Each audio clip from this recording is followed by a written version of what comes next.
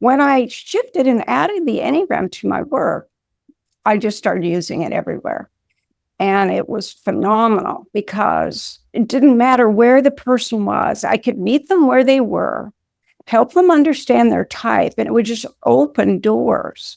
And I taught everywhere you can imagine. I taught in schools, private schools, to church groups, to the Federal Reserve, you name it, nonprofits. I went and then adapted what I did to the group. And I was very happy doing that. I still had the regular consulting. So I just brought it in with every person I met with. And that's how it grew.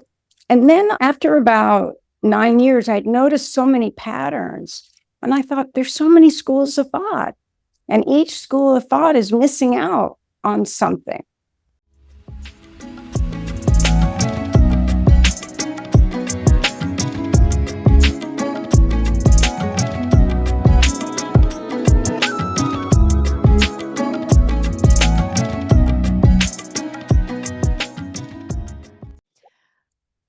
Welcome, everyone, to the Spiritual Forum.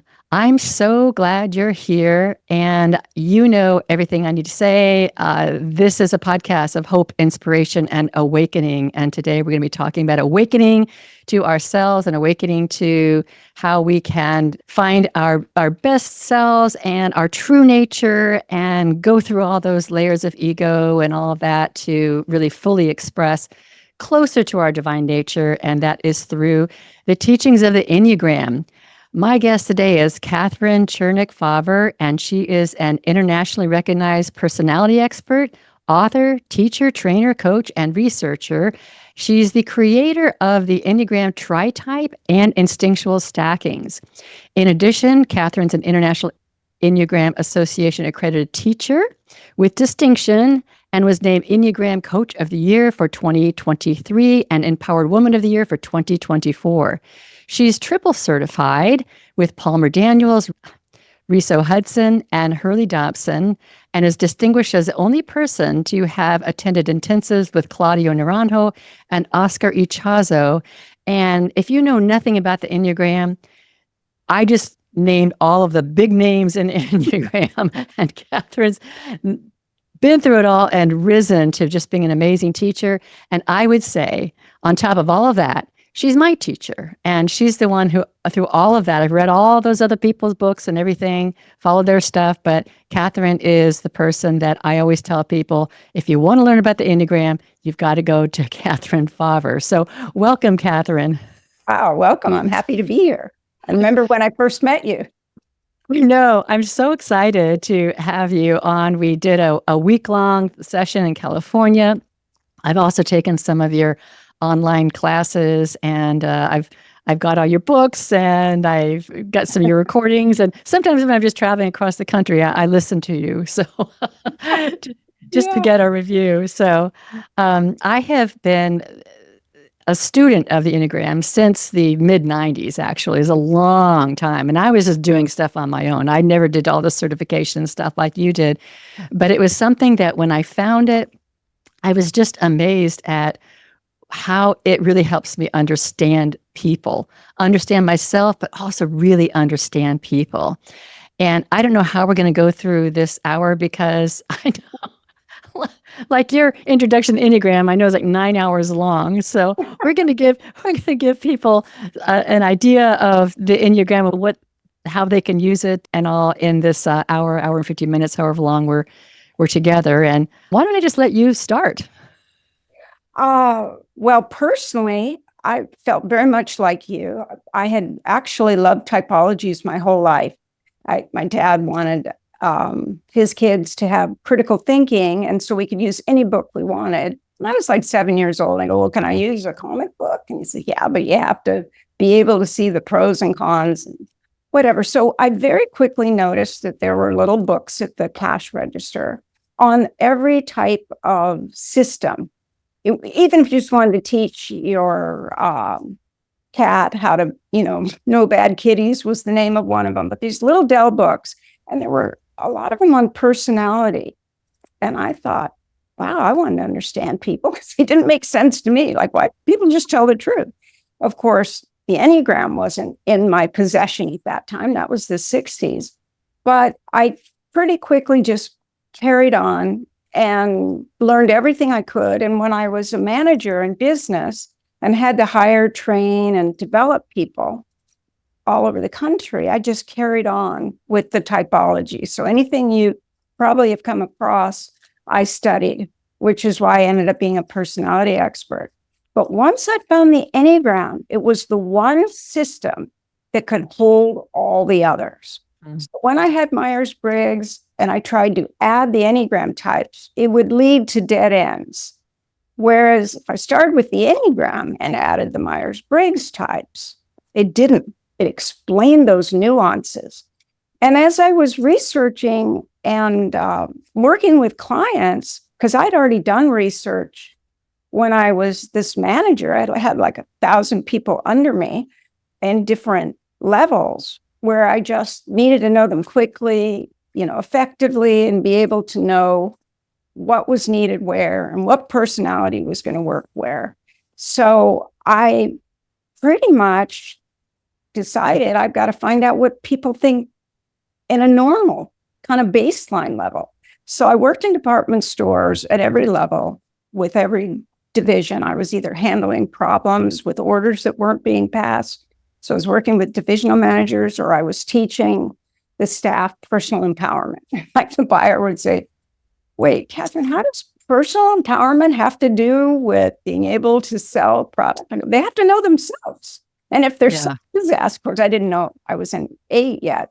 Everyone needs to be self-possessed. And she goes, okay, the numbers show it. So she kind of let me I taught them everything. Myers-Briggs, color theory, any system I found, I would teach at whatever level I was in. And as a result, I just carried on, and the companies that I worked for paid for all my trainings, and it was a passion for me. So it was a nice blending of the two. But when I found the Enneagram, I was working for myself, using all those skills for the public sector, for people that wanted to be able to handle being interviewed by an attorney. Let's say they worked for HR and they were going to be what they called interrogated. I'd be hired to help them feel confident in what they could say or do. And by then, knowing the Enneagram was phenomenal. I also did jury selection. I could just tell who was going to be in charge. And for me, I loved all of it. But what I liked working with the most were people and their own transformation. And I decided, I don't know. I don't want to end up in some way on the dark side of manipulation. So I dropped doing things that felt that way to me. Because the higher you go, you can encounter more things that are difficult to overcome. And I just could do it, but I decided I don't want to do it. I'd rather work with people that really want to grow and change. And so when I shifted and added the Enneagram to my work, I just started using it everywhere. And it was phenomenal because it didn't matter where the person was. I could meet them where they were, help them understand their type, and it would just open doors.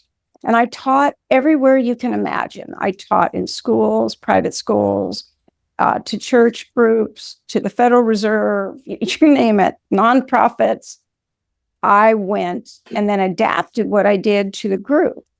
And I was very happy doing that. I still had the regular consulting. So I just brought it in with every person I met with. And that's how it grew. And then after about 9 years, I'd noticed so many patterns. And I thought, there's so many schools of thought. And each school of thought is missing out on something. And you would understand that having 7 in the Tritype, as do I, and I wanted to pull it all together. But I thought, well, I really should just do research like I did before on the idealized image and core fears of people. And that was in the fashion industry that I recognized that. And those clusters with 1,000 people matched the Enneagram core fears and desires. But rather than a single fear or a single desire, it was a cluster.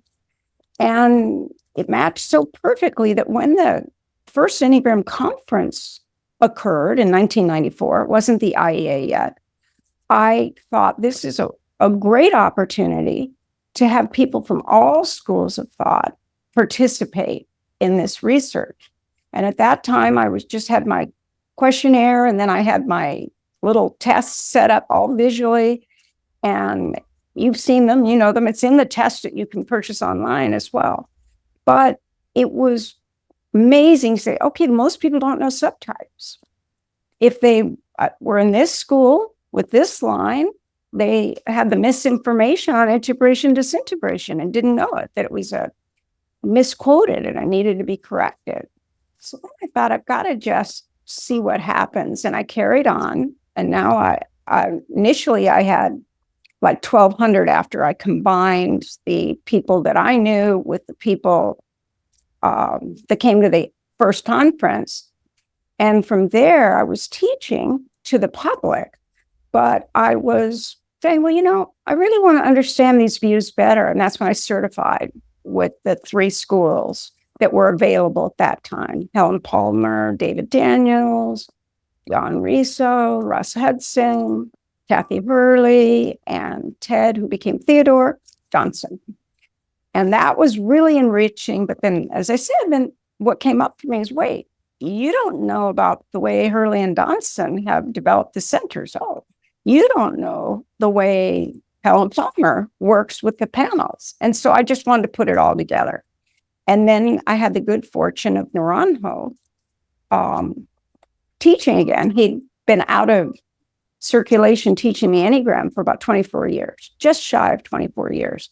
And I got in, and it was phenomenal because he was the creator of subtypes. And my research validated that all threads led to him, that he was the seminal originator of that perspective, which people thought it was a Chazo. And so he had heard about my research, so he wanted to read it. And I gave it to him the first day of the intensive, like a 10-day intensive. He read it that night. And the next day he said that he wanted to teach it and would I share my findings and we could teach that part together. I thought, what? But what it was is that he had understood some of the 27 archetypes, but he didn't have like the characters for all 27 at a level that a 5 is satisfied with. He just said, oh no, I'll have to do many more years of research, but you've already done this qualitative research and this is the hard part. And you filled in the blanks of what I don't know. And he asked me if I would put his views into my book, update my book, next time I updated it, which I did a month later. And I said, sure. And so he validated my research, which was really good to know that I was on track, that the people, the public had the best data for us, and that no one had ever asked the community.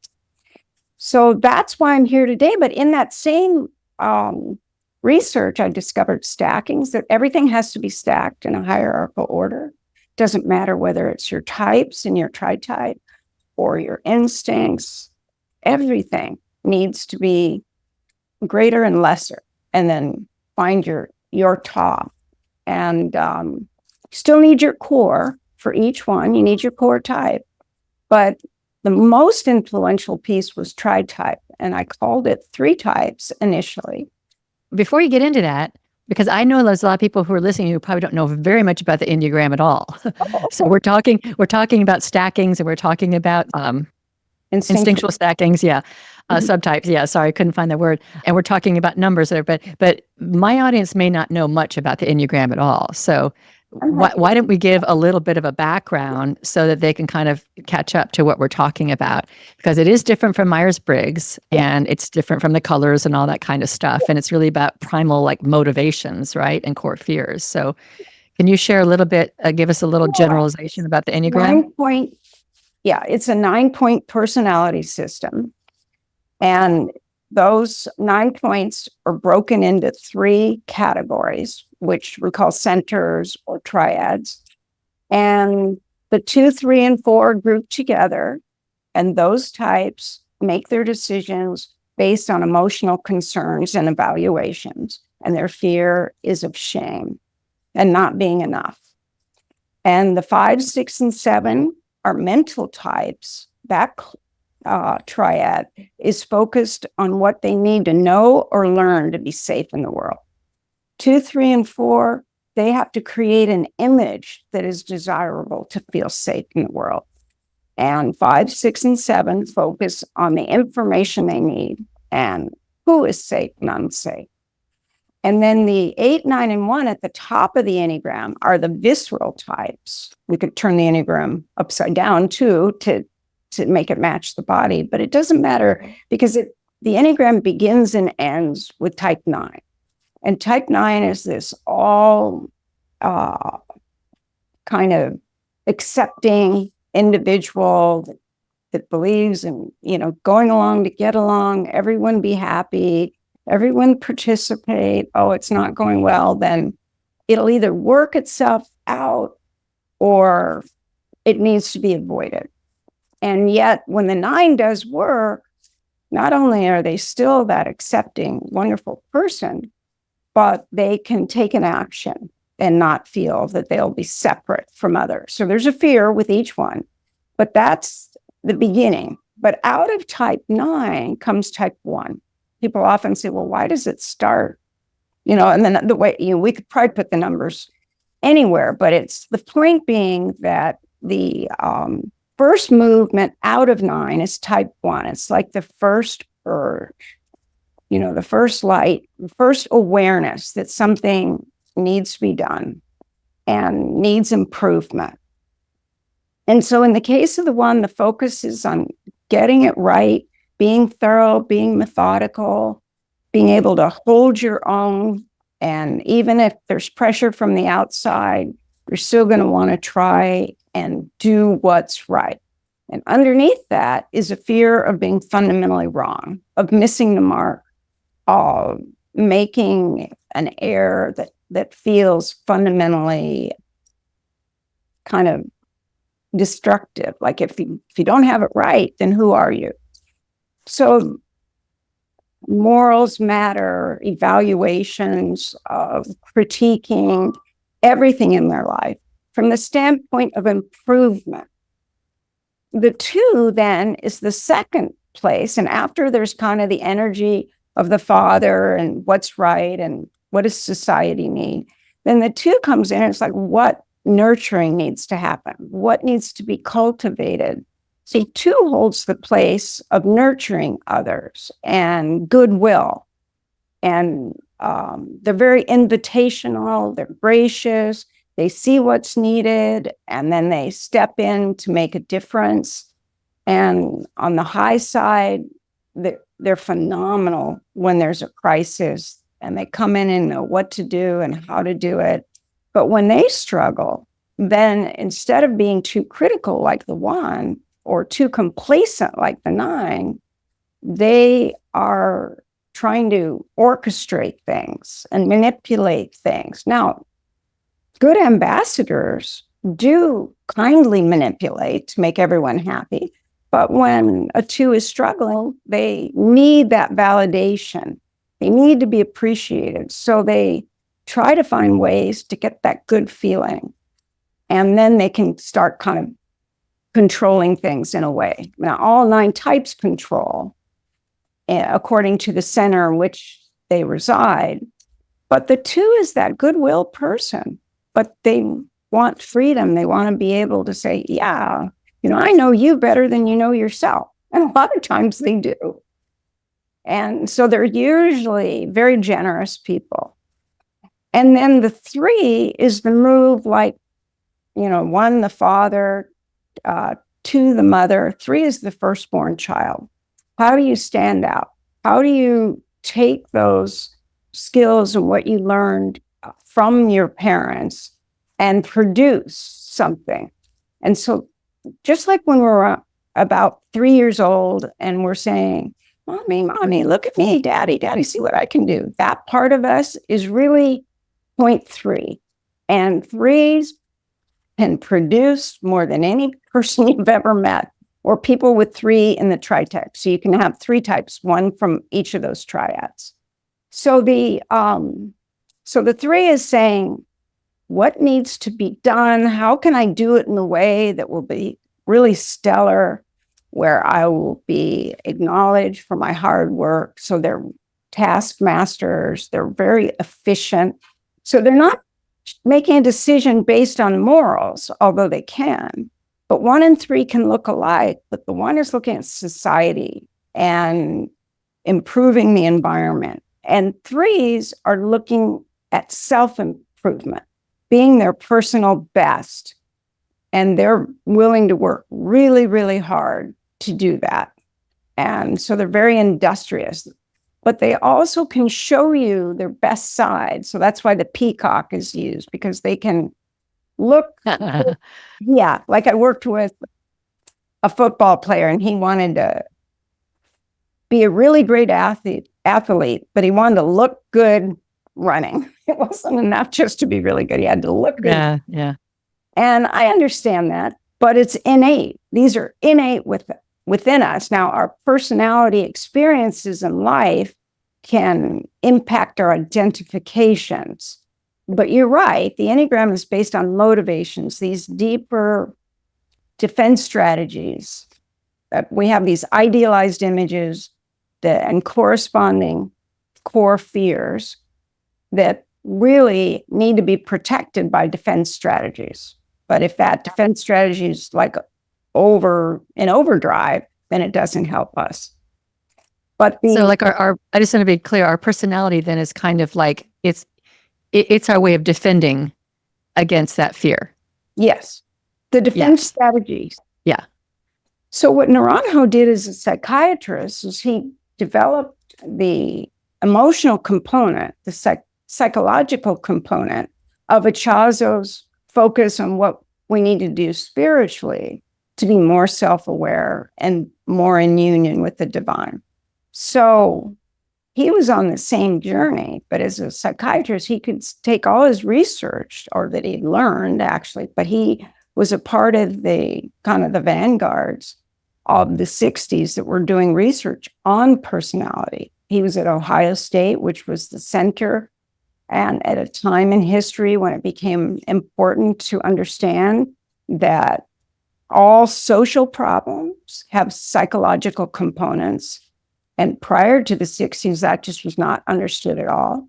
So when Ichazo and Naranjo met, it was a wonderful blend of two worlds, because they appreciated each other's world. And then when it came together, the system could be used to feel better as a human being, even if you weren't going to pursue a spiritual path. But initially, it was a spiritual path.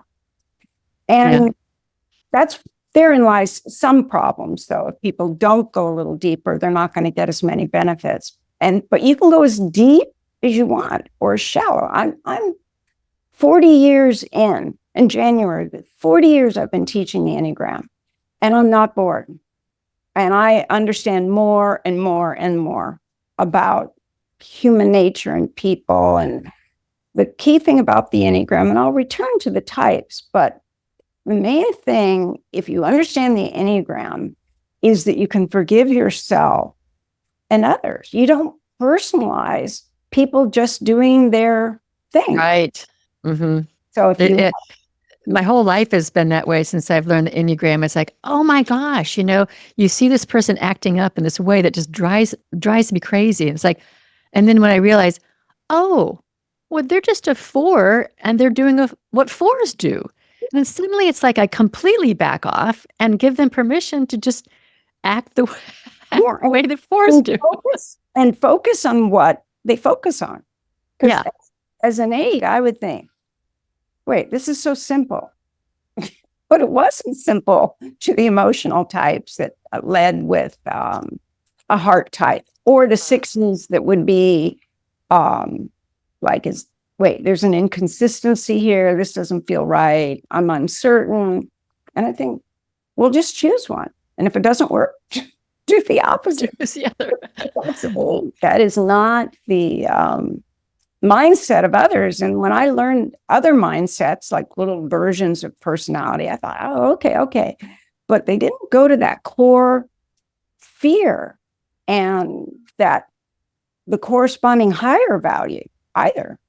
So the Enneagram could show us both, actually 3 levels. It could show us the primitive way we react, which would be our subtypes, and it can show us our ego types at the kind of personality level, the ego level, and it can show us our essential qualities, which is the higher level. So anything that's 3-dimensional is extraordinary. And when I teach the types, I like to include all 3. In fact, I did a 28-week course just so I could spend 2 hours on each type, why they do what they do, and kind of unpack the research. And people wanted it so much, but they didn't want to buy the whole course. So last year I broke it up into 27 videos. So people could buy their own Tritype. They could know just what they wanted to know about themselves. And it was really a good thing. I should have done that all along, broken things out by type for just the people who wanted their own information. But back to segue from my kind of going back out and in again, but you mentioned the 4. So the 4 is the second born child, and it's the point of individuation. The 4 doesn't need to be stellar, although they want to be, but they have to be stellar in a unique, one-of-a-kind way.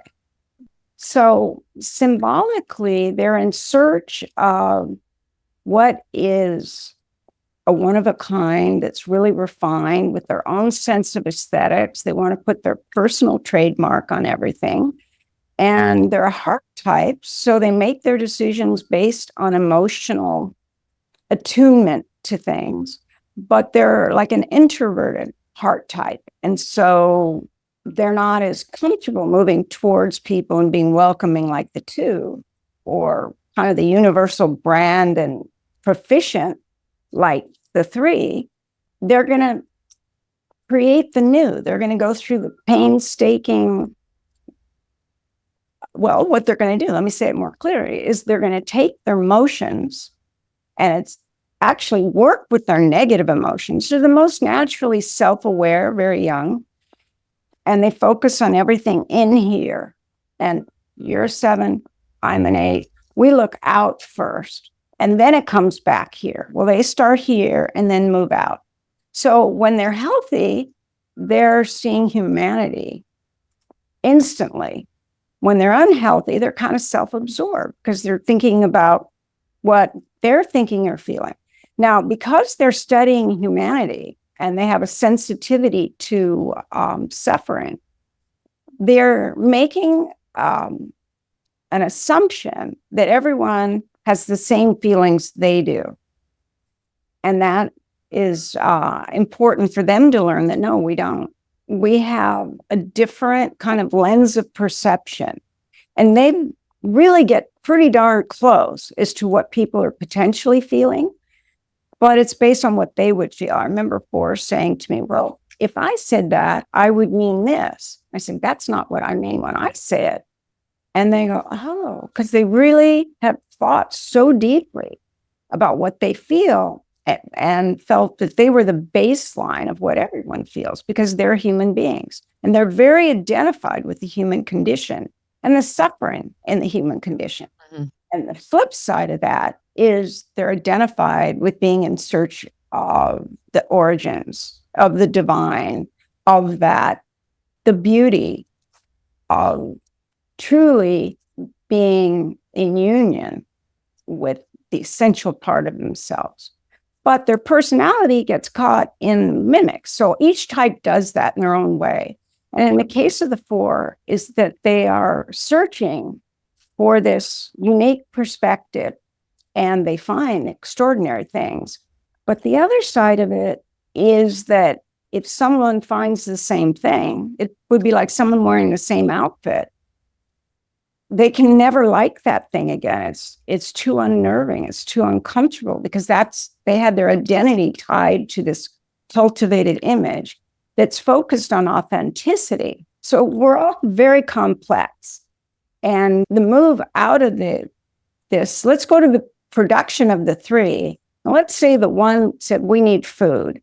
And the one noticed these seeds that could become trees. Well, we should plant these trees. So the two was saying, hey, we'll make sure there's the right amount of shade, right amount of water. We need to tend to them. We can't just throw the seeds anywhere. And the one says, no, we have to do it methodically. And then the three says, well, why just one tree? We should have an orchard. And then works out the system of how it would be and proficiently having the people that do what, when, where. And then the four is, okay, that's all fine and good, but some of that fruit does not taste good. Let's say it's a fruit tree, a pear tree. And the four said, well, wait, only the trees in the back left corner really taste good. And the only trees that look good and taste good are this section. We need to reproduce these conditions to get beautiful fruit that also tastes good. And a lot of times when we hear that from people, go, oh, isn't that more work? But actually they're identifying something very specific and exclusive. And, okay, we have to be able to go to the higher branch to get the nicer piece of fruit. And then the 5 comes along, who's the cerebral mental type that is throughout history, they've been the ones to catalog and create these huge reference books or draw pictures of every flower or every insect. It's like it's moved now to the mental center, what you need to know or learn, but they categorize everything. Everything's recorded. Okay, what trees, where, what time of year, what were the conditions?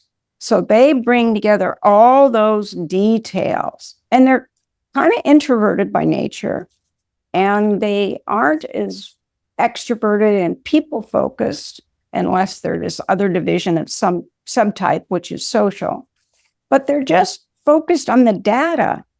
And that's what makes them feel good is, oh, if I record all these things, what have I got?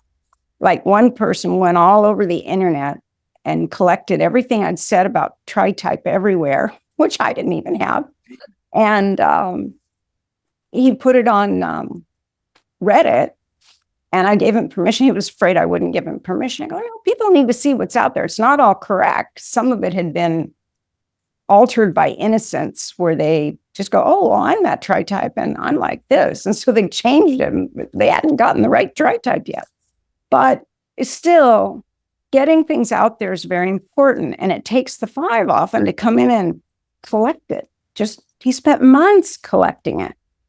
And so they're very logical and not always practical because they're so in search of the data that they may not focus on regularly eating or sleeping. That's why they're one of the eccentric types. 5 and 8 in particular can be quite eccentric, doing their own thing in their own way. And 7s can be where you're just in pursuit of what you want.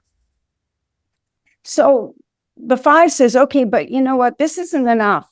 We need to dry some of this fruit so we have enough in the seasons when we can't find food and the different type of system. But we need someone to guard it and distribute it and make sure they're vigilant about being fair and just.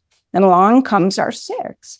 And the 6 doesn't create the rules, the 1 does, but the 6 wants fairness for all. And they're focused on what is fair and everyone getting their fair share and looking for authorities that are going to provide that. And so they're the type that's very confusing. They're like enigmas. They're like the mystery wrapped in something and then become the puzzle. I can never remember quite the right way. It's been used in history several times in different ways. Churchill even used it, talking about a problem. But basically, enigma means a puzzle, puzzling. And 6s are puzzling to all of us, but to themselves as well, because they always see the other side of every equation. And so if you present like the symbol of yin and yang, the whole idea is that it's equal amounts of color. And yet I can throw them off and say, well, but what do you do when there has to be a tiny little black line around the whole black-white image, isn't that a little more black? And they go, oh, I hadn't thought about that. Okay, now, and then in the future, they'd want to say, wow, it's not totally even unless it has another color around it. And so, yeah, they can be the devil's advocate, but boy, their strength is that if they believe in something or someone, they're devoted and they're right there with you in a different way from the two. The two will give you their heart. The 6 will give you their kind of support on a mental level. Okay, you look out for me, I'll look out for you. But because they always see the other side of every equation, they can seem disgruntled at times, or they can go, what? Or ask questions, and people think it's like meant to be off-putting, but it isn't. They just, wait a minute, you said this. You said we were going to do this at 2:00, and they're not trying to be kind of disgruntled, but they want to know what they can trust. So the high side is if they've chosen to trust you, they're devoted. But if they feel that that person who in a way has authority over them because they've given them permission to have authority, but if you're unfair, they snatch it back. And this is what's confusing people. Wait, are you like on my side or not on my side? I'm on your side. But when you said that, then, so everything's conditional. And the 6 is meant to notice what is not matching up. So in the orchard, would the 6 also though be the person who's looking at what could go wrong, like locusts could come, or aren't they also that person? Yes. So they think that that's the first level of what can go wrong. Well, actually, the 5 sees it at the beginning of the mental center due to the calculations. And then the 5 is saying, okay, these are the conditions that must be met. But the 6 will say, well, wait, but what about there were locusts like 7 years ago? Isn't it every 7 years? And maybe they've got part of the data, but not all of it. And the 5 will try to explain to the 6, well, we have to go with the majority. I mean, yes, locusts could come, but what are the chances? We need more data to say what we need to prepare for. But 6 is the point of preparation. So when the fear arises and they think about possibilities and potentials, because they're ahead tide, so they're in their thinking to solve their problems, they weigh and measure. Everything needs to be evaluated. But if they're on the internet, for example, they have more trouble since the internet arrived because they think they get the right data. But the 5 will say, wait, you got 100 people that said a type is like this description, and you only had 2 descriptions for this one. Well, the people who's only 2 is correct. The 100 is just a duplication. And they go, oh, how do I look for that? Well, see, the 5 will go deeper. The 6 goes with everything they can find, and they go with like more is better. And the 5 says, no, accurate is better. That's why, like with Naranjo validating my research, he was a 5. So he wanted more time before he wrote a book on the subtype. So he wanted me to get his information out there so he'd be represented. But he didn't want to do it yet. And I'll be darned if it didn't take him so I met him in 96, and he didn't come out with his subtype book for another 14 years. Or was it 16? Because it came out. Okay. Yeah, 2012. So it was longer. And 14 years. But that's the 5. They're going to hesitate. They want the expertise. They want all the knowledge. And when they're head of household or a child, they'll seem like, hey, why aren't you acting on this information? Well, they're not meant to. They're meant to sort through it further and analyze it more. And they, of course, they make their own computer setup and do, they're going to just be miles ahead of us. They are great at researching, like literal researching. A lot of researchers are 5s. They like quantitative better than qualitative, but they do both. Like Naranjo the Five said, I can't believe you did all these years of qualitative research. That takes so much time. And you did 3-hour interviews and you found people didn't know the Enneagram. You did all the right things. But he said he didn't like that because you have to deal with people more. And fives would rather work with the data more. Yeah. Something. But of that particular focus, he was exceptionally good because he had the spiritual focus and the desire for data. So he had the logical mind, but he was open-minded because he believed in his relationship to a higher divine quality rather than narrowing it one way or another, which fives can do. They can compartmentalize. So yes, you're right. And the six is saying, wait, you took too much, or yeah, you were here. So they're very judicial that way. A lot of our police officers are this type, and they're trying to go with the rules, but then they break the rules too. Like a seven might come up to them. The seven is kind of, everyone wants to be the friend of a seven because they're playful. They think of great ideas. They're the imagination. And so six is like, has a lot of procrastination because of what can go wrong. And the seven says, oh, well, if that doesn't work, we'll just move over here. We'll just do this. They always have a kind of an unconscious backup. They always have plans that can be other plans. And the six is like, put all their eggs in one basket. They prepared for whatever they're afraid they don't know, which is really good when you have to take a test. But when things come out of nowhere, unplanned, it can throw the six off, where they either like become paralyzed or they avoid, or they may just go into their fear. And that's when it's considered counterphobic. So phobia is what they're dealing with. But that's why they're such an enigma, because wait, what are you? You're questioning, or you're the good person in alignment, or yeah, wait, where are you? Rebelling. That rebellion. And that's why they're enigma. And that's why they don't type well, because when they take a test or read anything, they go to the conditions. And that's why they're so good at keeping track of the stock room and the what should go where, when, but they don't get to their motivations, and there's nothing wrong with them. Their whole structure is designed to look at what's happening now. So their projected fears that they tend for are why they're prepared for a lot of things, but they can scare themselves too. In fact, a lot of sixes like to scare themselves with scary movies or mysteries or whatever. Oh, and you can get anything anywhere now. But the seven says, oh yeah, it's fun to be scared, kind of like Steven Spielberg, but yeah, like I'd like it to be something that's not real life, so it doesn't really bother me, or that's not as much fun. Let's just see something magical and let's make it happen. So the six can either be kind of timid. Five is really timid. They're inhibited in a way. The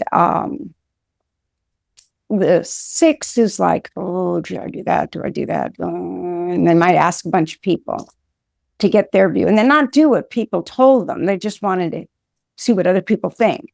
Where the seven says, oh, let's not even do that. Let's do this. Yeah, why waste our time there? We already know it's not working. Let's just move to what will work.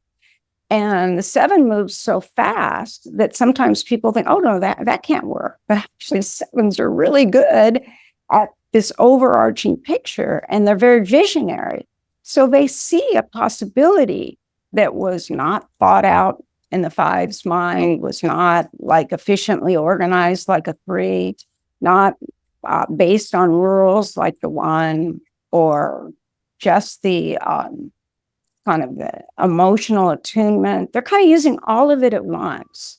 And by point seven, that is like the law of seven, the unfolding process. So sevens are innately good at the big picture, like Like the 5 has the big picture with the little pieces and how they go together, but it's constrained. With 7, it's as open as the 7 is. And 7s are pretty darn open, comparatively speaking. Where they struggle is like executing all the ideas that they have. They may, depending on the tritype, and so I'll mention that in a minute. I'll finish the types first. But the 7 is like, they're just like the magic maker. They're the entertainer. When they're performers, they are cross-trained. They can do so many things. And whatever they put their attention to, they can do it really well. Whereas the 3 just becomes more and more and more efficient. So like I had 3s come to my trainings, go, oh yeah, Katherine, I come to all your trainings. I already know what you taught, but every training you teach differently. So I know I'll learn something I didn't know. And that's true because I had 7 in one of my 3 types. So I like it open. And what's the energy of the room? Wait, these people understand this part of it. So we're going to go into that. That last group didn't. Who you're teaching to makes a big difference too. And 7s are really good at recognizing it. And like adapting. Yeah. Both 3 and 7 adapt, but the 3 is adapting to then be seen in a good light and to become more proficient. 7 is adapting to see other possibilities and go beyond the perfected example because there's more to learn. There's more to explore. So 7's more of an exploration and they get bored doing the same exact thing the same way every day. Now, for those of you who know Myers-Briggs, there are certain types of 7 that are more regimented, and it's often a very nice mix, but innately, the 7's looking at possibilities and a vision that doesn't exist but can. And the hard part for the 7 is finding other people that can see their vision. And that's hard because it can be so future-oriented that if people are more logical and regimented in their thinking, they don't understand that the 7's already seen all that and gone beyond it. But if the 7 has people that work with them that are, like those 1s and 3s that are going to do the system, then they do really well because it's a nice anchor. I even worked with a client where, well, actually several, but one in particular where she was really good. She's a 7, phenomenal flight nurse. That means you go into difficult terrain, you go wherever to rescue people. And she liked it because she didn't get bored. It was always intense. And she also liked that then when they got to the hospital, she could let go of the fear whether the person was going to survive or the hard struggle back. She liked the rescue part.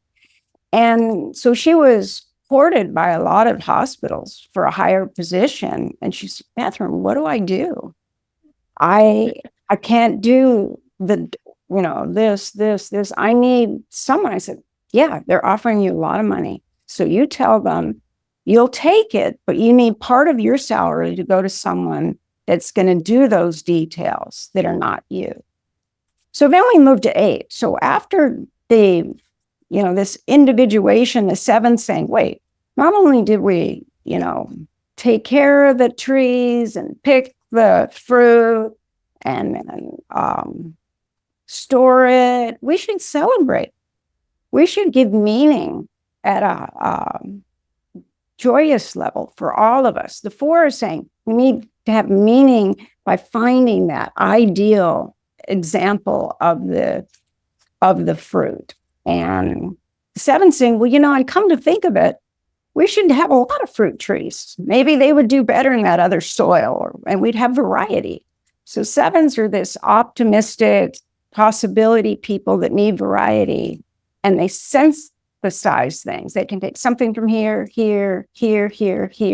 put it together in a new way. But they're like the leader of the head types. So they're like the leader of the social group because they've got the great ideas. And if they're not in charge, they're usually the go-to person for the individual in charge because the 7 always has great ideas. And the 7 can be in charge, but they like having some moving space. They don't like to be too trapped, as you know. And then that is the top of the social hierarchy. So sevens worry about hierarchies. Who's cool, who's uncool. And they're egalitarians. But when someone tries to lord it over the seven, then the seven goes, wait a minute, you're not so great yourself. And so they're equalizers in all ways. And then the 8 is the full adult, full individuation. So the beginning of the individuation that happened at point 4 is complete at point 8. And 8 is like the leader that's willing to go their own way and willing to do it alone. And they'll stand up for their belief. Now, the 8 sees what can go wrong too, like the 6, but they say to the 6, that's just this little area. We need to see what's further away that can come our direction. We need to check our perimeters, not just our storehouse, because there could be marauders or there could be critters. We don't know. So we need to track things further out. And they're so far out. It begins with point 7. So point 6 notices what can go wrong and are preoccupied with that. And 7 see the possibilities. But 8 is saying, okay, this is what we do to shore up our weak areas. And they're so far forward that most people go, oh, that's not a problem. That's kind of like the locust thing. But the 8 will say, yeah, it'll be a big mistake. If we don't do this now, it's a chain reaction. And when it matters, we won't be set up for it. And they kind of become disgruntled. 6 and 8 kind of go, 4, 6, and 8 are 3 types that will show they're disgruntled. And then the 8 will go, whatever, if you don't want to do it, that's your loss. And, they don't need to make sure someone does it. Like the 2 tries to get people to grow in the way that they want, or the 8 just tells the truth as they know it. But what the 8 doesn't know is that their truth is not the truth. But as an 8, I can say this, we believe it. We think we're telling the truth and that it's a universal truth. And there are universal things, absolutely. But we still have a different lens of perception. And it's like our fairness is what we identify as fair. And we'll have a code of honor, a personal code of honor, where we will, deal with hard times because of we believe in what we're saying. But we're like too concrete about it. There needs to be more flexibility. But the 8 is the last type before returning back to the 9, which is the universal type.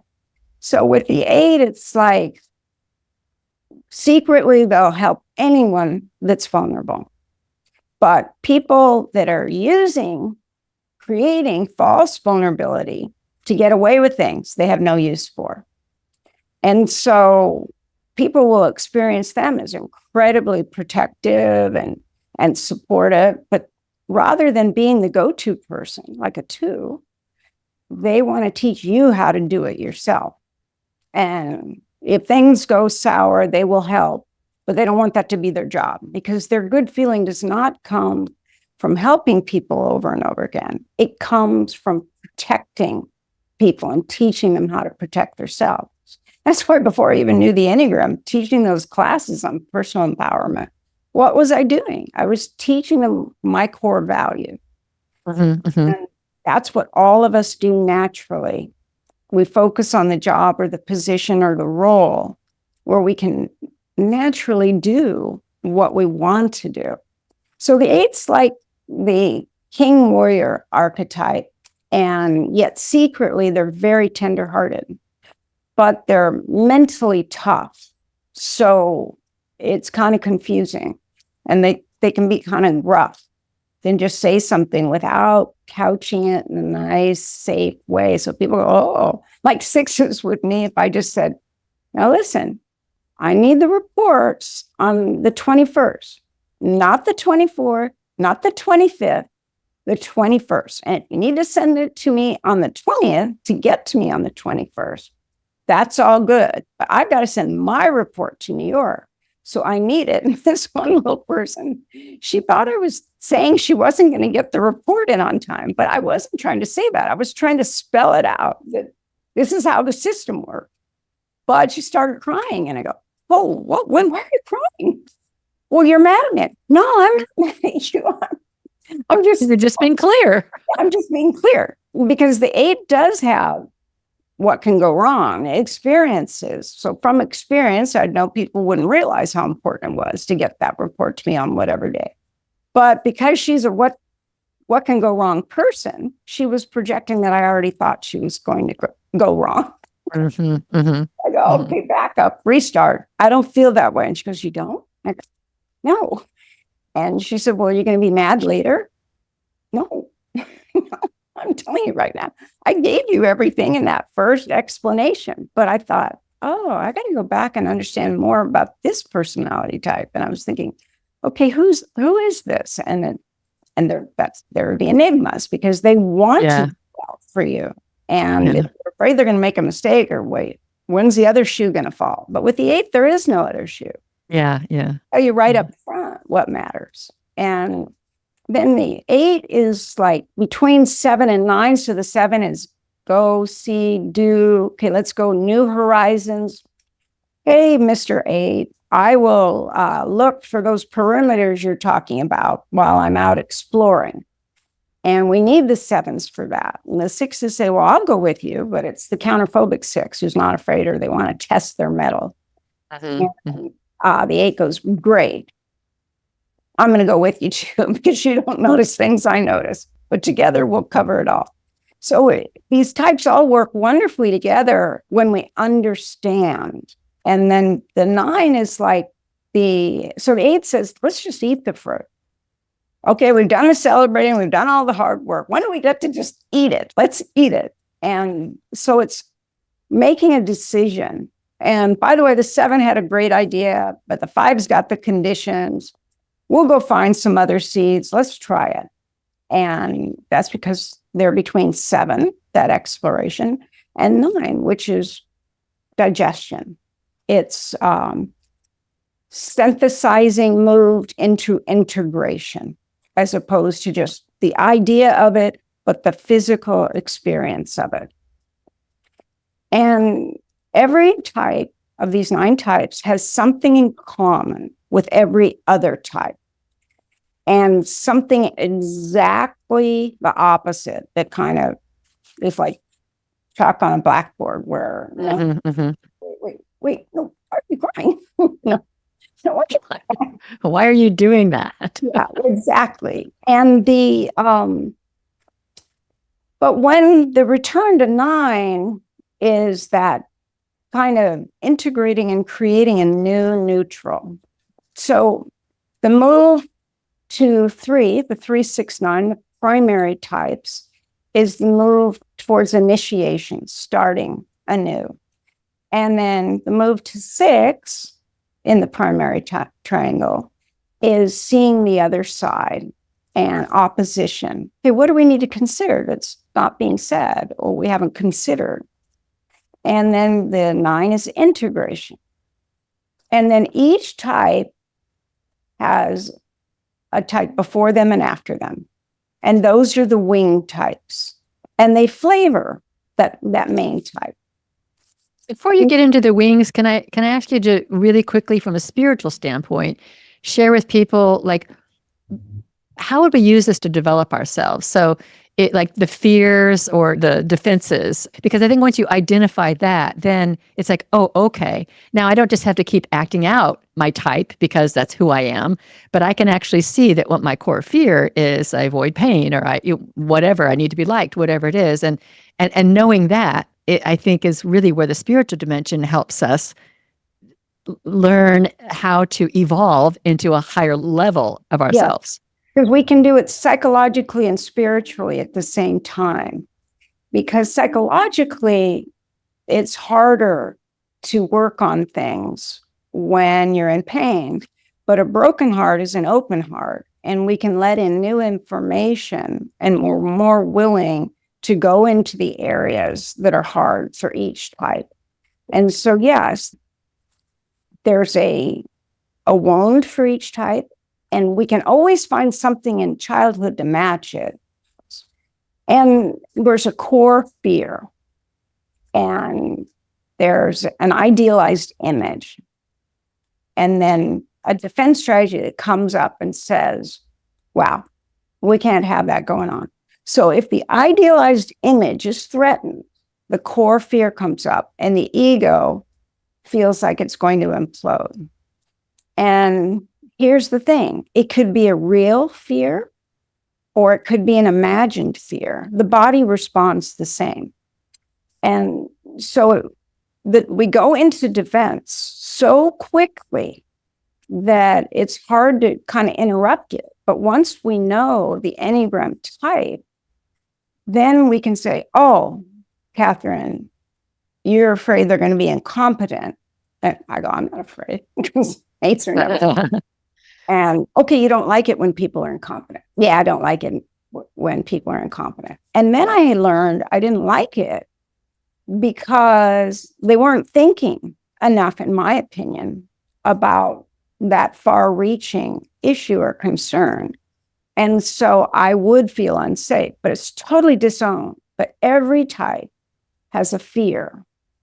And every type has a idealized image. So like my idealized image as an 8 is that I'm powerful, self-possessed, and take charge. You know, I am my word. And if someone says to me, oh, wait, you didn't deliver what you said you were going to deliver. What? I mean, I would just, because that's everything. So I hate if anything goes wrong. Even sick, I might still teach a class because that being a person of her word is critical to me. And of course, life teaches you can't be that perfect, but every type has that. So the one that has a desire to perfect, and it gives brilliance to their being, and that's the high side. But if they get caught in the minutia and doing things without connecting to it and just like out of fear, then they're going to make assumptions that aren't really helpful to them or others. But they're by the book, and it's hard for one to see out of the box. Now, there are a lot more things we do now that enables people to do that. But if you think throughout history, not the case. But if we have the one learning how to think out of the box, they grow. But their idealized image is that they know what's moral, they know what's right, they know how one should or shouldn't act. And their core fear comes up that they're fundamentally wrong. And they can even think that they're evil and unacceptable and not worthy of grace. And so that's kind of the low side too, but the high side is they improve. They'll go the route of recovery and improve whatever they were doing where they thought they made a mistake. So they're kind of their own judge and jury. And they grow and change when they realize that flexibility is important. They can be quite rigid, but that's how they get things done. The core fear, like that sense of I'm wrong, is that conscious or unconscious? Because that can be unconscious, right? Like I never think I'm wrong. I'm always right. But that's compensating for actually this fear of maybe I'm bad or I'm wrong. And you cannot be that good all of the time. So the one learns at a very young age that it's almost impossible to be good all the time, especially if you know something else is wrong. And if you say that it's wrong, then that's being bad to this other person. It's very stressful. But I do have collages on my website for each Enneagram type that were sent to me by the types. And the ones had so many pictures with wings and angels and hearts. They said heart was their symbol. And when I interviewed them, why? It's because it's the only thing that's perfect. And they didn't mean they were going to wear heart on their clothes. They were talking about the sacred heart. And that is the only thing that is truly perfect. So that you see that in a way, but there was a picture of a plate that had a little girl painted on it with little wings. And when I brought the ones in, because living in the Bay Area, this is where Enneagram Central was. And so when I brought all the ones in and had them look at the collage, just make comments about it, I just recorded all the comments. They went, "Oh, yeah, I know what that feels like." Hold on, what feels like? "Oh, that little girl and how sad she is." I go, "She's sad?" Let me look, because it just looked to me like a little painting of a little girl with little wings. cherub. Wait, yeah, not quite a cherub, but like a. And then I looked at her expressions, and they did kind of have a tense quality. So maybe the person posing didn't want to sit there anymore, but all the ones said, "Oh, yeah, I do too. You just can't be that good all the time. Or if you're good for one person, someone else thinks you're bad." And then they talked about this good-bad dynamic, and that it's a no-win. And how do you choose? And when you have to choose something that's unpopular, and that dilemma, what that feels like. And they want to be popular, they want to be likable, but they can't go against the values that they think are higher values, higher standards. And they undertake society's values and then raise the bar so that they won't be criticized. But they'll let themselves be criticized for doing something they believe is right. Now, they don't like it, but they'll do it. They'll stand up to it. And that's really 1 and 8. Whereas 3 is perfectionistic, but it's about the self and the world and being recognized by the world. Whereas the 1 wants to be recognized by their values. And, So if we take that example, though, Katherine, because I don't know if we're going to have time to go through all of them or not, but if we take that example, let's say I find out I'm a 1. And I feel all this pain of being a 1. I've tried so hard to do the right thing and to have a reputation and all of that. And now I find out I'm a 1, and I understand my core fear. So then what action would I take? Would it be like, oh my gosh, like I really have to give myself a break. I need to love myself. I need to recognize I can't be perfect all the time. And this idea that I am not good or bad or wrong or whatever is really, really driving my life. Is that kind of what you would say people can do? Yeah. Where the holy ideas come in. Because for 1, the fear is to be fundamentally bad or evil, contemptible, like totally unacceptable. And so they're very, very hard on themselves. So we can tell them to love themselves, but what works better is to go to the high side of 1, even when the 1's not feeling it, to bring it into consciousness, which is serenity. And with serenity, everything's already perfect as it is. You don't need to be the person making it perfect. And that perfection is omnipresent. And if we get stuck in this push-pull of what we should or shouldn't do, nothing changes. We just feel, if I'm a 1, I feel just bad about myself because there's many ways I could fail or be less than ideal. But if we go to the holy qualities of the 3 types in the Tritype, which is, you don't have to know those, but it's kind of easier to do it in the beginning to learn your Tritype and then know your types. But it's going to be the set of values. And so if you remember serenity and that everything is already perfect as it is, then it neutralizes the spiral down or the getting controlling and limiting and this kind of feeling that they will display, or the tight mouth, because they're trying, they feel something, they're angry, it rises, and they want to just say it, but they try to stop it. And in that motion of that energy rising, we can kind of notice people, it's almost like their jaw is dislocated, but what they're ready to say something they shouldn't. And it's in that position, and they catch it and they don't say it, but we already know they're really upset. And so then they have to work harder and harder, because how do you stop it rising up? And you can't really stop it, what you can do is embrace it and understand what's underneath it. And that's why the motivations are so important.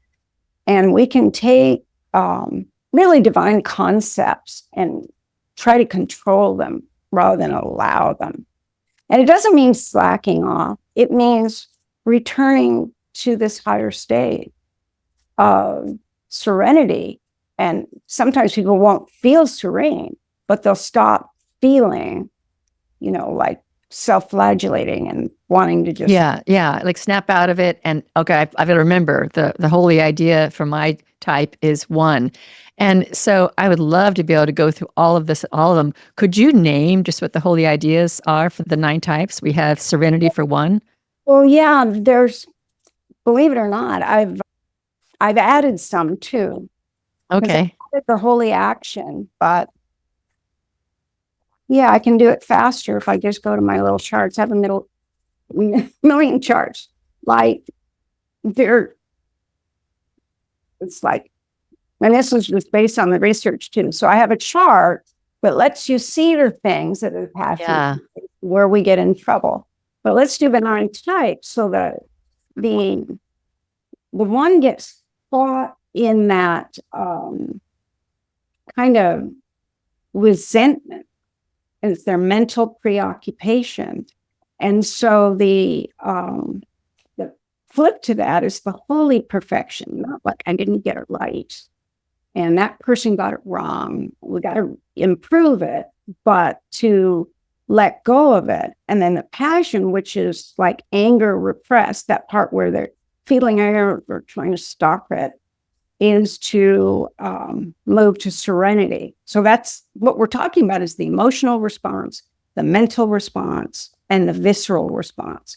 And the visceral response is that I must improve.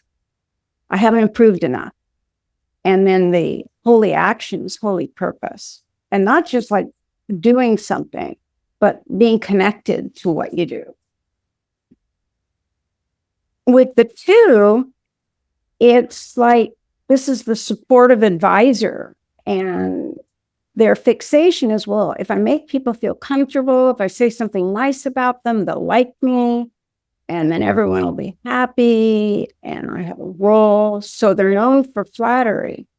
So that's what they focus on. Okay, she likes this, she needs that, and they develop an image around what they do for others. But the holy idea is not just kind of manipulating things, but the freedom around it. You don't need to control the outcome. If you're coming from a sincere place, then you have room for variables, and you don't need to be the person that gets admiration or appreciation. But most of us want to be appreciated for what we do. And so the holy will or the holy freedom is just allowing that and things to unfold. And then the passion, the emotional response is pride. What I did. Well, I taught her that. Whatever. And we all perhaps pride. In fact, of all the sins, pride was the most difficult to overcome, because we want to feel proud of our children, of our actions, of our achievements, whatever we do. But in the case of the 2, it's like the flip side of that is humility. But it has to be holy humility. It can't be false humility, because that's to doing more and more and more and become overly self-sacrificing. Because if you don't take care of yourself, then how can you really be there for other people? So it's the balance. And then the physical part of the 2 is like, they think, I must show goodness. I must be a good person. I must do good works. And so they're preoccupied with goodness. And yet, at the same time, they can miss the mark because they're not in touch with a higher value, which is holy generosity. Not like running yourself to the ground and being the go-to person, the charitable person, but doing what's called for in the moment, no more, no less. And then it resides within you, and it's available to you and others as needed. But if we put so much of ourselves out, it's hard to pull it back in. That's why I think you should always do the higher side of the issue itself. Mhm. Remember, it's always going to be our emotional nature, that's our heart type, our visceral nature, that's our gut type, and our mental nature, which is our head type, and there's one for each. So with the 3, the successful achiever, their fixation is vanity. They want vainglory. They want glory every way they can get it. They want their parent to go, great, jump again. Let me see you dive off that diving board again. You know, that doesn't happen. I remember as a kid saying, well, you just look at him. Can't you look at me jump off now? And my mom might want to talk to somebody else. But for the 3, it's like they need to move to holy hope and holy law, meaning that 3 feels they need to be the doer to make things happen. And what they need to learn is that's already handled. That's divine nature is already unfolding. They don't need to be the doer. And so when they think they have to be the doer, they're in their fixation, they're in their defenses. So really, you can start to learn when you're in defense just by the words alone. And then the high side is this holy hope where you allow it. There's hope. There's always hope. There's always something that will change. The seasons change. Spring will come again. So even in the darkest winter, you know that spring will come again. And surprisingly, 3s are innately meant to share hope. They're the most positive type on the Enneagram.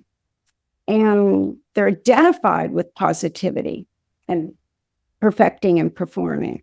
So then on the other side, when they're in their passion, their emotional place where they're not getting enough admiration, they can become self-deceptive. Oh, I'm this wonderful fantasy person in my mind. I'm the best contraster, or I'm the best gardener, I'm the best whatever. And they develop a fantasy self, which is great on some levels. On other levels, it is moving away from reality as it is. Mm-hmm. So they don't beat themselves up. Instead, they work themselves to death, trying to be the best self. And so the flip side of that self-deception is like holy truthfulness, a truth that supersedes an individual person or situation, but an expanded truth where there is no fundamental right or wrong in one way, that it's much more fluid and changing, because what's true today might not be true tomorrow. Just think about when there's a catastrophe and we get the details and they say 1,000 people suffered this, oh, that's too bad. And then we check in again and then, no, it's really 3,000. And then they check it again. And so each time we hear that, shifts our emotion. Oh, 4,000 have been rescued. Oh, we feel better. So really, 3 is the position of hope and to allow truth to change. And you work with what you got. You don't make it concrete and you don't say it's gone. You know that it will always, hope springs eternal. And then the conviction, that kind of whole body preoccupation is, I must be the ideal. I must manifest the ideal. I must be the best. If I'm not first, I'm last. Like I remember hearing people saying, what you fear? And they said second best or second best. Mm-hmm. I'm in the top 10. Those the Olympic champions. Yeah, they can't stand getting that silver medal. They're not standing because they worked so hard. They had a vision of themselves being there. So then the flip side of that is holy work, not working for the championship, although that's a good motivation on a human level, but to not have it define them, but to have the achievement of even getting to the Olympics or getting that job or that raise. But looking inside, because when 3s are asked how they feel, they don't know. They really don't. And they might feel angry or frustrated or disappointed, or there might be, a happy moment, but otherwise they don't see those shades of feelings the way other types can. They feel empty. So if they go inside, oh, no, I got to see my performance outside. Other people have to see it for it to be real. And so it's really accepting, work that's like ongoing. You put your effort into it, but you allow it to unfold again, because 3 is part of the primary triangle. So it's moving, just like the Trinity is the 3 elements too. 3s are pattern used in everything. And then the 4, the romantic individualist, or, it's sometimes called the tragic romantic. Well, their fixation, their mental preoccupation is melancholy. Oh, it was better when I was 10, or it'll be better in the future. Or they can have a split understanding of reality and life, in that they never identify with now. Or if something actually happens that they wanted and they worked hard for, they'll feel the success of it. It'll be wonderful. But literally in a minute or less, they're on to the other thing they're not enough in. So when you're identified with nostalgia, but negatively identified, if you don't have it, and you create this world where your perceptions are rare and unique, that separates you from a lot of people.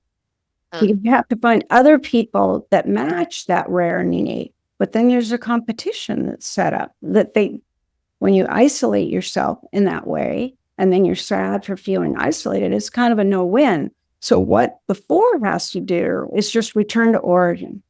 Wait a minute, all is right in the world. All already exists. There is not only this divine plan that the 3 notices, but it's a variation on that plan. And the passion, what happens when the 4 can know that they're headed down that fixated thinking of, well, I've got to be unique in this way, and if I have this candle, and I have this ring, and then I can look at this ring and I can feel like I really have good taste, or I can look at my furniture, but those are all externals. And so the 4 is trying to find internal, and the only way is to go to origin, and not the cultivated personality. See, there's a real dichotomy in 4. They want to be raw, authentic, and original. But with that, cultivating that, it becomes sophistry, because it's all cultivated. And at first, I kind of shocked them when I go, how much time did you put into cultivate? Oh, I've been working on this aspect of my image since I was 3 years old. So to quickly go through the rest, the envy lets them know they're off. If they can't enjoy another person's success, it's tragic, because they miss out on enjoying an aspect of themselves. And so holy equanimity creates balance, and to see, okay, where's the joy that this friend succeeded where I didn't? And okay, there's sadness that I didn't succeed. But if they coexist, they neutralize each other. But if you only have the envy and you're not enough, then you can't enjoy your friends' enjoyment, then you missed out on what they want most, which is that kind of communion of souls. And then the holy virtue, this equanimity, kind of balances, but underneath that is a conviction that's going to rise up and say, well, yeah, people are just like that, or those people are that way, or I have to be this way. And all of us have a conviction. And that's when we have to go into the physical sense and go to a holy action, rather than using our mental beliefs or our emotional beliefs, but to our emotional, physical behavior. So think of it as thinking, feeling, and acting again. And so they have to go to holy temperance. That temperance is beauty, and they're in search of the divine through beauty. And temperance is not off kilter. And so they give them something that can't measure. The 5 is the investigative thinker. Their fixation is stinginess. I don't have enough. I got to hold on to what I've got, because I could lose it all. Even if I have a castle, it can be like a sand castle and be destroyed by a big wave. Like, look at the tsunami. So they think really global when they go to their fears. But the higher mental capacity is omniscience, holy omniscience, not that you as an individual need to know everything. But when you allow for knowing and inner knowing, then it unfolds again, and you don't get into the, oh, I've got to have this and I got to have that, and no, yeah, or I got to have very little and control it. They have to let go of the control because they're also a rigid type. 1, 3, and 5 are all rigid types. And so their passions are avarice. Maybe it's collecting, or maybe it's holding on to what they have. And then the holy virtue to that avaricious nature is holy non-attachment. In other words, you will have enough. It will be given to you. It exists in the universe or exists in the world, however you want to look at it. There's a divine quality that will appear one way or another if you allow it. And then the kind of conviction is, I must know all. And if I don't know all, I'm nothing. And if they're in, I must know, then and people think differently, then they're wrong. And so then the 5 says, well, I have the knowledge. I've done the research. And people say, but what do you feel? Because you get a lot of knowing what you feel. And they feel emotions are just entanglements. And so their growing journey is the holy insight that comes from allowing information from every corner of existence, that everything has meaning and understanding or knowledge available. That 6, the character that can, The enigma. yeah, they can be afraid or they can be heroes. So they're afraid of being a coward. So instead, they try to be a hero, or they don't realize when they've done heroic things, but back them into a corner and they'll do something coming out fighting. They're quite clever. A lot of the sitcoms have that kind of dichotomy with the 6s. But their emotional issue is a fear of fear itself. So mentally, they have to have faith and just trust that things are as they should be, and that holy faith is not conditional upon other people or structure or money, or it just is within, which is very hard. Whatever it is for the type, it's very hard to achieve. But the virtue is courage. Courage in the face of adversity. And they're really the most courageous type, like firemen, people that will go into dangerous situations to help others, emergency services people. They're often the 6 and the 7. And that physical story kind of action is that they feel like, oh, I got to align with that. Yeah, I need to stay away from them. I need I need to be their friend or in that group. I'm going to avoid all of them. That whole hoodoo alignment is a frustration, but when they allow it and they come from holy action, it's like holy string. It's not, do you have more money? Do you have a stronger body? Do you have more knowledge? Who can you best? Instead, it's, what can I offer? And it's a totally different perspective that you enroll that they have courageous moments and not. Like a lot of 6s that are angry sometimes think they're 8s, but the difference is the 6 will still have phobias, and the 8 doesn't know they're afraid, so they're not going to have phobias. They might say, yeah, I don't like the bugs that sting, but I'm not afraid of them. It's a different relationship. It's a mental state. And then the 7, kind of the entertaining optimist. The 6 is more that loyal guardian. They're going to be loyal to what they believe in, not everything. And that's why they don't recognize themselves. But the 7 is like, got a plan. What's next? There's just a need to move towards the future.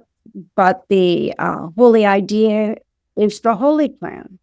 And the wisdom that comes from allowing the plan to unfold. Not like, I can't stay in that negative emotion. If I have that emotion, I won't be able, got to switch. Ooh, turn it off. Go do that. Distraction. And so the kind of fixated way of being is on an emotional level. Well, the fixated mental is the planning for a better future. And and it could be 5 minutes from now, 5 seconds from now, but the plan is, okay, if this doesn't work, I'm going to go do that. And the kind of the passion of the heart is gluttony. Now, it could be food, it could be the internet, it could be data, it could be some physical adventure. It's different. And there's definitely the mental perspective as well, not just like eating. So gluttony covers having what you want and in a variety and just overdoing it, whatever it is. And so the holy virtue is holy sobriety, like really knowing what sobriety is for you as an individual, because it varies with each person. And then the kind of the conviction is, I must be excited. This isn't exciting. This is boring. I must be stimulated. If I'm not, I will die, basically. But really, if they just go to inspiration and what they can offer others, they're so extraordinary that it neutralizes that the next moment isn't going to be good. I'm going to be disappointed. I'm going to be crushed. I'm going to be suffocated with something that I don't want to feel. And feelings are their kind of Achilles heel. And yet the 7 has to learn to go through it. And then they don't have to run away from it because of pride. But this is more complicated explanations. But with the 8, it's the protective challenger, the fixations, vengeance, like, okay, you're not going to help me when I ask you. When you ask me for the same thing, I won't help you. And it could be a week from the time it happened, or it could be a year. But like I remember with my brother once when we were little, and I asked him for something. Oh, no, I can't do that. I want to do that. Okay, you sure about that? Yeah. We were like 7 and 8. And so then like a year later, it was the same exact situation when he asked for my help. And I go, yeah, nope. He goes, why? Are you doing something else? Nope. Then why won't you help me? Well, remember a year ago? So it's like, it can be served cold. It's like the 8 wants you just. But once it's just, it's gone. It's done. Then we don't need to hold it anymore. But it's kind of, you can see it in all ages. But with vengeance, you're not seeing the truth of the moment. Truth of the moment is I wanted to help my brother. I love my brother. But I just had this thing in me that needed to be. Even at score. Even at score. And then the emotional excess is like lust for everything that keeps me alive. Like whether it's chocolate donuts or Slurpees or M&Ms. Actually, I shouldn't eat chocolate. That's what I'm coming up with. But it's like, yeah, more is better. Too much is almost enough. And excess gets in my way because I can't eat those things to begin with. I'm going to feel terrible. But I might think, oh, yeah, I don't want to have 7-Eleven. I don't want to pay a double delivery fee. So I'll just get 8 of those Slurpees and freeze them. And I'll put the package of M&Ms or the donuts. And then, of course, I don't have the discipline to only eat like 1 a day. It's like they're sitting there saying, eat me, eat me. So both 7 and 8, 7 gluttony, and then 8 kind of lust for life and excess to be secure. Remember, all these things are to be secure. And if you have a fear of deprivation, which both 7 and 8 do, then you're going to want to have whatever it is you want available. But for the 8, what we've kind of discounted is innocence, the beauty and purity of innocence, because we feel like the one we already feel contaminated. Like we already knew we were the difficult child or the outspoken child because we didn't just go along with the program. We said, wait a minute. But that doesn't go over well with adults. But when we connect with our innocence, instead of seeing it as like a shadow of ourselves that needs to be hidden away and like in a dungeon, and we just allow that innocence within us to be vulnerable and know that we won't die. Now, by the way, 8s will never identify with the word vulnerable. I'm saying it now. The Enneagram uses it, but we don't know we're afraid. So, but we do know we don't want to be weak and pathetic. And we don't want to have an unjust person have power over us. And so but if you switch the language, weak and pathetic, oh yeah, I don't do weak and pathetic. And but we can be weak and pathetic and not know it. That's what I'll say to eights. Lorna, it's a good fairy tale, isn't it? And then they go, what? Are you saying it? I am a fairy tale? I go, yeah, pretty much. But you have to be an 8 to say it to another 8. We have to do everything in our own style for it to work. Then if we're out of integrity with our own type, it's problematic. But once we recognize the innocence, then that's coming from our virtue. And we'll always protect the weak and the vulnerable that are truly weak and vulnerable. And we won't look for any reward or claim. It's like the Black Knight that helped someone and you don't know it. Like Denzel Washington, always the character of it helps. No, yeah, I'm an alcoholic, or yeah, I'm leaving this field, or I'm not doing that. Oh, wait, there's this innocent whatever. And then the whole movie's on how you're going to help the vulnerable.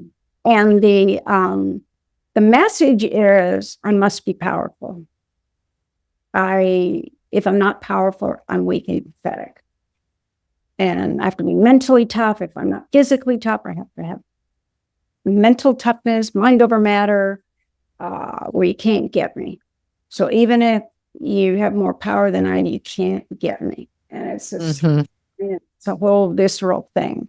Now, the action we'll go into is trying to be powerful. But what we lose is that subtlety and the beauty that comes from benevolence.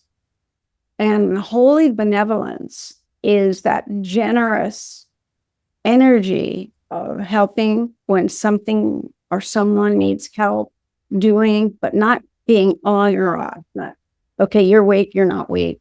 I'm weak. No, I'm not. Never mind. Never mind, I'm not weak. I'm just not going to remember it because of denial. And I actually have these all broken out by Tritype too, because once you learn the types, it's really wonderful to see the 3 things working in them.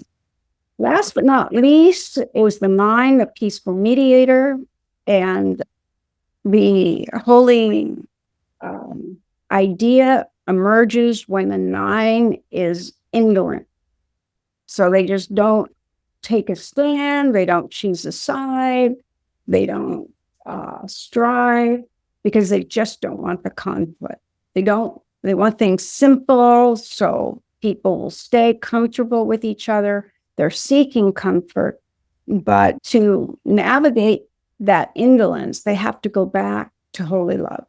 And that is, love is always available. Charity, it's somewhere, somehow, some way, and always within us.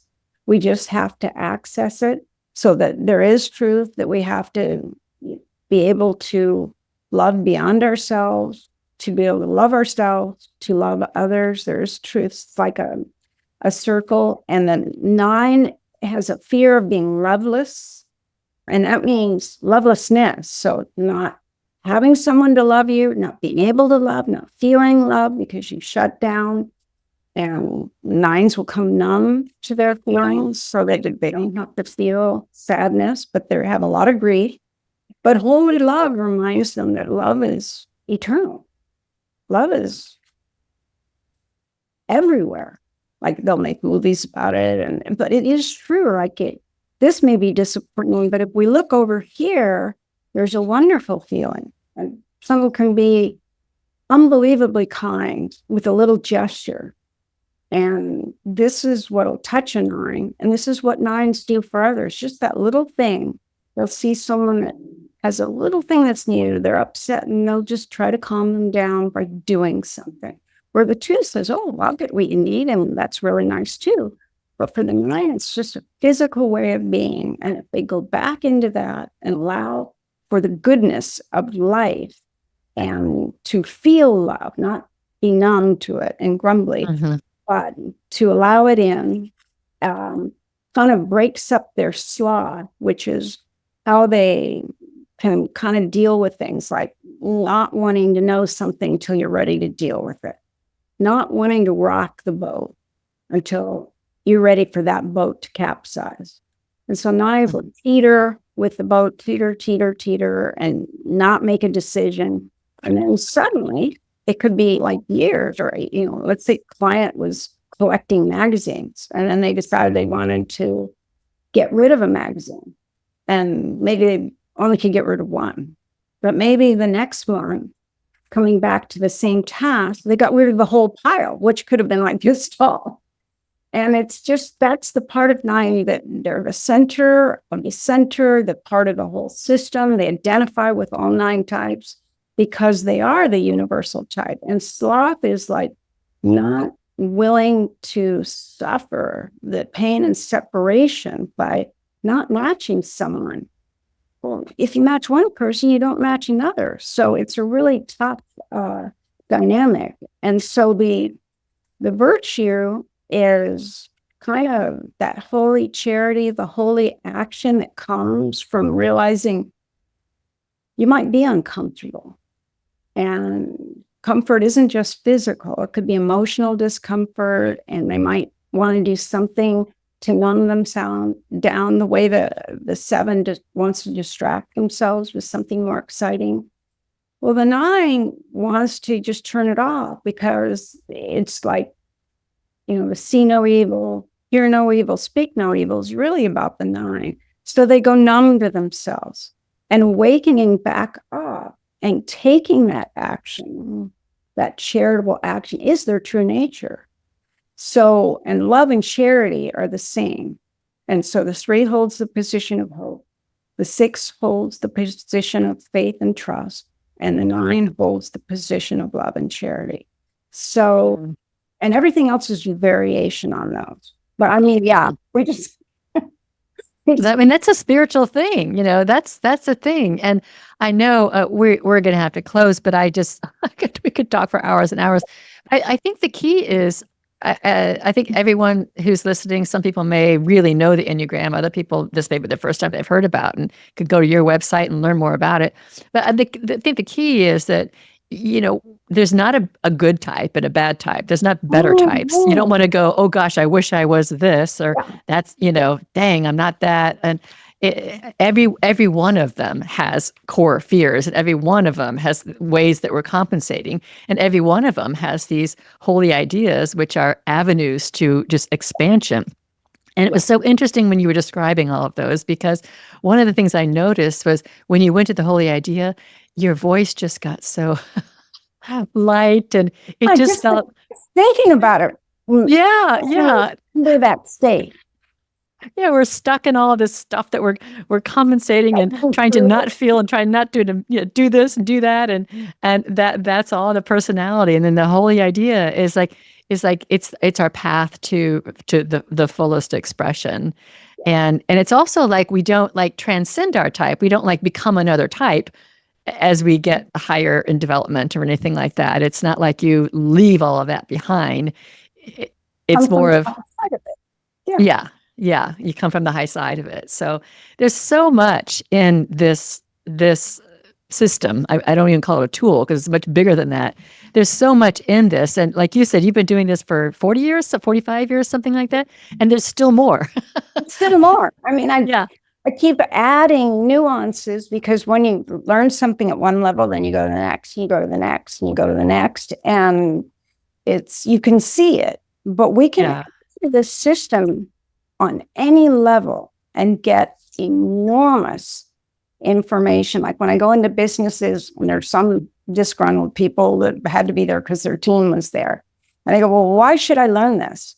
I said, tell you what, this is a very easy class. And they say, well, how is it easy? I say, well, because the only thing you need to know is that there are 9 views of reality, all of which are inherently valid. And if you can just see that people that aren't like you, are doing something you don't do, and you do things they don't do, and we need everyone. And then they go, that's all I have to learn. I go, yeah, I will achieve my goal if you walk away knowing that these views of reality are inherent and that we need all types. Yeah. And together we create this beautiful orchard. Exactly. Like that whole team, and we finally got to eat We finally got to eat. and digest the that fruit. Yeah. Yeah. Yeah. That's a good metaphor. That's a great metaphor. Do you want to know something funny? When I was asking Naranjo about this, I gave him an example of the fruit tree. Now, he didn't, I was telling him that I used this ninefold process because the 7 wasn't enough, in my opinion. And I had done it with the Enneagram. And he said, "Oh, well, that's the metaphor I use of a fruit tree." So there was an Enneagram of process. I was just asking Okay. an Enneagram of process. And this was like in 1996. Okay. And, oh, yes, but most people don't realize it. And it was just because of business, taking all those classes where they use everything. Yeah. That I have a natural inclination to say, okay, this type does that, but okay, these are all the steps are there. Yeah. Yeah. It translates to business really well, or any kind of project. So, Yeah, anything. yeah. Yeah. Yeah. Well, Katherine, thank you so much. Thank you so much for sharing your wisdom. And I've been following you for years and years and years, and continue to just, for me, it helps me give grace to people. Yes. And and that is so important, to just be able to give grace to other people for being who they are, and also working on myself. And it's also fun to, I type my cats, my dogs. Yeah, they're all energies. There's no question. They're different. You know it from kittenhood. Yeah, for sure. It's really fun. The counterphobic 6, my 3, my 9.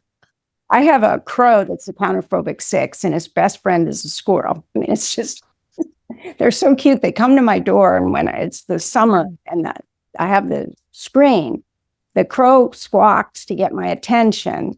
And then while he's talking to me, the squirrel is putting his hand under the screen, trying to get the nuts, because they know I keep them right at the door. Now, Oh, wow. that doesn't just tell you, about how resilient all creatures are, but the fact Right. they were working as a team. Right.